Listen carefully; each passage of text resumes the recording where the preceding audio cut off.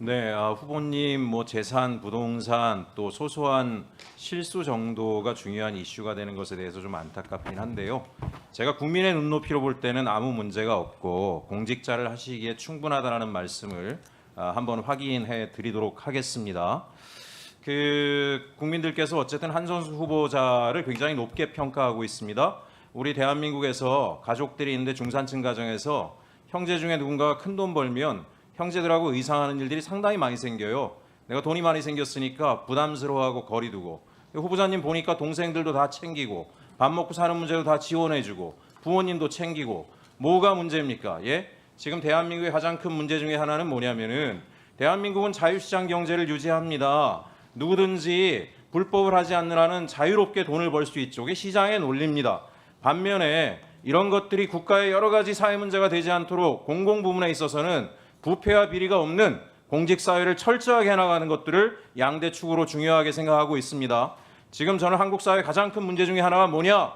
돈도 많이 갖고 싶고 권력도 동시에 많이 갖고 싶은 사람들, 이런 사람들을 기득권과 특권이라고 이야기하고, 이 사람들이 권력을 남용할 때 한국 사회에 여러 가지 문제가 해결되지 않는다라고 보는데, 우리 후보님 보니까 민간 기업에서 역량으로 재산도 많이 늘리시고 형제들도 돌보고, 또 공직사회에 오니까 집도 다 정리하셨어요. 그것도 헐값에 손해보면서 파셨고, 또 하나 그것만이 아니에요. 보니까 차입 중에 일부 한 5억 원은 뭐 국제 구호개발 이런 데 기부도 하셨습니다. 대한민국이 갈등 없이 보다 나은 국가로 가려면 많이 가진 사람들은 노블리스 오블리주를 해야 되는 거고, 권력을 가진 사람들은 부패하지 말아야 되고, 또 돈을 많이 벌었는데 공직에 오면 공직에 적합한 활동을 해야 된다라고 생각을 합니다.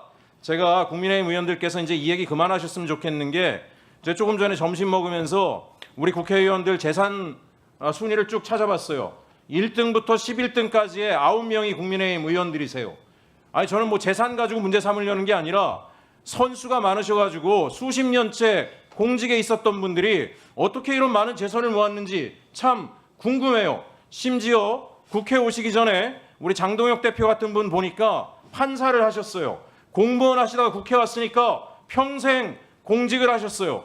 이분도 집을 6채나 가지고 있다가 이제 와서 문제가 되니까 일부 정리하고, 그런 거에 대해서는 아무 얘기 안 하고, 추경호 우리 대구시장 요번에 되셨잖아요.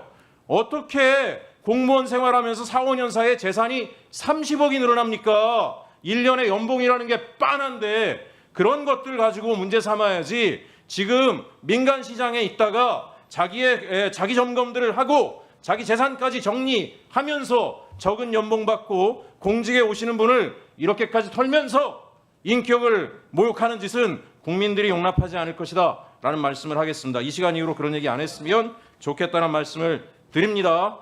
제가 총리께 하나 좀 말씀드리겠는데요. 만약에 총리가 되시면 아까 제가 잠깐 얘기 드렸지만 국가테러대책위원회 위원장을 겸직하시게 됩니다. 네, 굉장히 중요한 문제예요. 단지 제가 이재명 대통령이 대표 시절에 테러 당했던 그 문제에 대한 수사만으로 중요하다라고 이야기하는 게 아닙니다. 지금 저는 대한민국의 민주주의, 자유민주주의에서 굉장히 중요한 게 표현의 자유, 국민의힘 의원들도 계속 표현의 자유 이야기합니다. 그런데 극우 세력들이 법을 넘어서는, 선을 넘는 행동으로 표현의 자유를 망치고 있어요. 모욕, 혐오, 차별로 일반 국민들의 정상적인 의사표현, 정치적 표현, 사회적 활동들을 갖다가 자기들 입맛에 맞지 않으면 집단적으로 달려가서 모욕하고 혐오하고, 이제는 폭력적 행동까지 불사하고 있습니다. 이런 것들을 이번에 총리가 되시면 엄격하게 저는 엄단해야 된다고 생각해요. 일베 이런 사람들 용납하면 안 됩니다. 저도 관련법을 발의를 했습니다. 국가에서 이런 것들을 엄밀하게 보지 않으니까 대한민국 민주주의가 흔들리니까 무슨 국적도 없는 인간들이 들어와서 대한민국 주권자까지 조롱하고 있어요. 이게 뭐하는 놈들입니까? 이 모스탄, 고든창, 도둑 이재명을 제거하라? 합법적 대통령이 아니다? 지가 뭔데 이런 얘기를 해요? 한미동맹을 해치는 일입니다. 오죽하면 트럼프 정부까지도 우리와 무관하다, 한미동맹 해칠 수 있다라고 선을 그었어요.